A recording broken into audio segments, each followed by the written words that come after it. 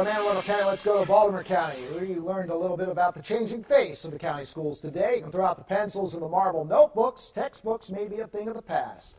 ABC 2 News, Roosevelt Leffers is live with more on how the classroom's going to look a little different. Well, Jamie, this is not how a school will look, a school hallway will look in the next few years. Each one of these students here will probably have a tablet, computer of some sort in their hands to learn how to live in a global economy. The revolution will not be televised. It'll be digitized, and maybe in Chinese, Spanish, or even Tagalog for that matter.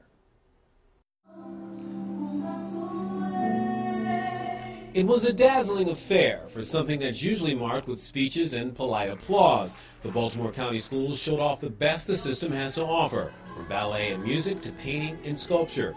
It's about the children and getting them ready for the next big thing. And that thing is a global, digital, bilingual education. The great challenge is that educating today's children to succeed in tomorrow's world can't be done with yesterday's educational system. We have to stop thinking about how we were educated and begin thinking more strategically and deliberately about how to best educate our students again for their future. Dance's plans call for leveling the playing field for all children by providing what he calls a digital learning environment by using things like tablet-style computers, whiteboards, and more. He's also calling for all students that by the time they walk out of the halls of education, they know how to speak another language. It's part of what he calls Blueprint 2.0. Dan says it will involve a lot of partners, the community for one.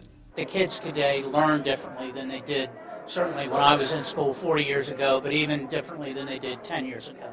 So I think the technology piece is just a huge component of the direction in terms of moving forward. You also have to build private partnerships. Dan says getting business and industry involved is the key to preparing students for careers that he says don't exist yet. And to do that, the system has to put a new focus on its education foundation with a more aggressive approach by a new director. Mentoring partnerships, scholarships. You know, how about children who can't afford to get that first step into the door? How can we help them? So, how do you pay for all this? Well, Dance admits that a digital and bilingual school system won't come cheap, but he says the system is looking at what it spends on education materials right now and at cost savings within their already $1.3 billion budget. He says it will also take a commitment from the community and industry to help get this done. Roosevelt Leffers, ABC 2 News. Well, they're thinking outside.